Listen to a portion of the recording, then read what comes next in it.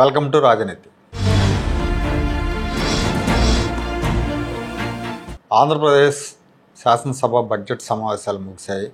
ఈ సమావేశాల్లో సభ్యులు ప్రజా సమస్యలను లేవనెత్తడం, మంత్రులు వాటికి సవివరంగా సమాధానాలు ఇవ్వటం, ఒక రకంగా చెప్పాలంటే చాలా ప్రశాంతమైన వాతావరణంలో ఈ సమావేశాలు ముగిశాయి. గతంతో పోలిస్తే ఎక్కువ రోజులు సమావేశాలు జరిగాయి కూడా. ఎక్కువ ఇష్యూస్ని రైజ్ చేశారు, ఎక్కువ సమయం సభ్యులు మాట్లాడారు.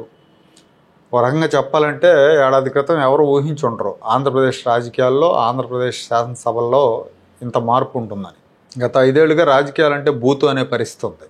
5 ఏళ్లకు ముందు వైసీపీ అంటే 14-19 మధ్యలో టీడీపీ అధికారంలో ఉండి వైసీపీ ప్రతిపక్షంలో ఉన్నప్పుడు కూడా అసెంబ్లీలో వైసీపీ సభ్యులు బూతులతో రెచ్చిపోయారు.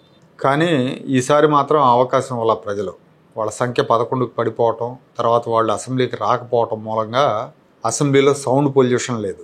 మండలిలో వైసీపీ హాజరున్నా అక్కడ వైసీపీ సభ్యులే మెజారిటీ సభ్యులైనప్పటికీ అక్కడ కూడా సమావేశాలు పద్ధతిగానే నడిచినాయి. కొన్నిసార్లు వైసీపీ సభ్యులు ప్రశ్నలు అడిగి సమాధానాలు వినకుండా వాకౌట్ చేయడం జరిగింది. ఈ ప్రశ్నలు అడిగి వాకౌట్ చేయడం ఏంటంటే ఏ టాపిక్ ఎత్తినా పాత తప్పులన్నీ బయటపడతాయి కాబట్టి ప్రశ్నలు అడగడానికి అడుగుతారు, వాకౌట్ చేస్తారు. అది నడిచింది మండలిలో.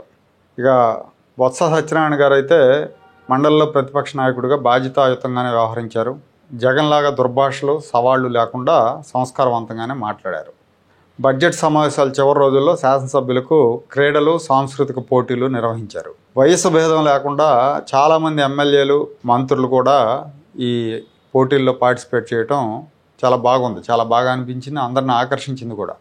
గోరంట బుచ్చి చౌదరి లాంటి వాళ్ళు 79 సంవత్సరాల ఆయన రన్నింగ్ రేస్లో పార్టిసిపేట్ చేశారు. అలాగే రఘురామకృష్ణరాజు గారు వీళ్ళంతా కూడా కబడ్డీ, క్రికెట్, వాలీబాల్, షటిల్ లాంటి క్రీడల్లో మహిళా ఎమ్మెల్యేలు కూడా ఉత్సాహంగా పార్టిసిపేట్ చేశారు. ఆ తర్వాత జరిగిన సాంస్కృతిక కార్యక్రమాలు కూడా చాలా ఉత్సాహభరితమైన వాతావరణంలో జరిగినాయి. డిప్యూటీ స్పీకర్ రఘురామకృష్ణరాజు గారి దుర్యోధనుడి గెటప్ హైలైట్ అన్నిటికంటే. చాలా బాగా కుదిరారు ఆయన దుర్యోధనుడి పాత్రకి.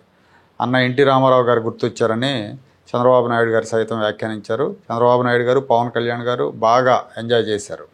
చంద్రబాబు నాయుడు గారు ఈ రేంజ్లో ఆయన నవ్వటం ఏనాడు చూడాల. ఈ 30-40 ఏళ్ళ రాజకీయ జీవితంలో ఆయన చాలా బిగుసుకున్నట్టుగా ఉండేవారు. కానీ నిన్న చాలా బాగా ఎంజాయ్ చేశారు ఆయన. ఇంతలా ఎంజాయ్ చేసిన సందర్భం గతంలో లేదని చెప్పాలేమో బహుశా. ఎన్టీ రామారావు గారు ఆ రోజు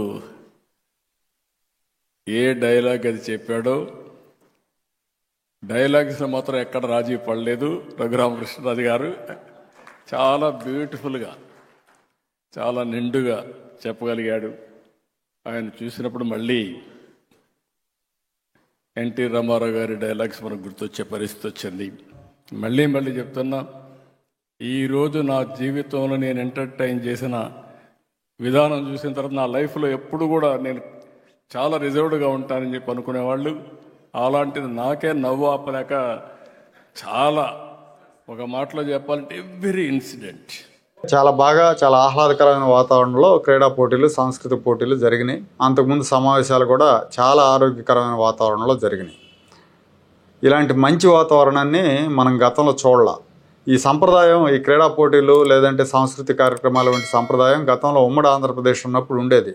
బడ్జెట్ సమావేశాలు అయిపోయిన తర్వాత ఎమ్మెల్యేలంతా కూడా వీటిలో పార్టిసిపేట్ చేస్తూ ఉండేవారు. కానీ రాష్ట్ర విభజన తర్వాత తెలంగాణలో కానీ ఆంధ్రప్రదేశ్లో కానీ ఇలాంటి కార్యక్రమాలు తగ్గిపోయినాయి. జగన్మోహన్ రెడ్డి గారు అధికారంలోకి వచ్చిన తర్వాత అసలు లేవు గత 5 ఏళ్లలో. అన్నిటికీ ఫుల్ స్టాప్ పెట్టారు. శాసనసభ్యులు శత్రువుల్లాగా మెలిగారు. స్నేహపూర్వక సంబంధాలు ఉంటే జగన్కు నచ్చవు. ప్రత్యర్థులను దూషిస్తేనే ఆయనకు నచ్చుతుంది కాబట్టి ఆయన పార్టీ ఎమ్మెల్యేలంతా శత్రుపూరిత వైఖరితో దూషిస్తూ ఉండేవాళ్ళు.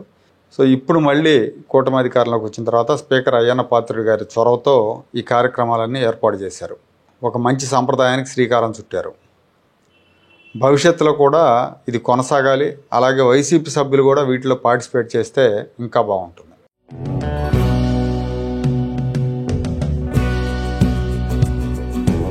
Like, share and subscribe to Rajaniti channel.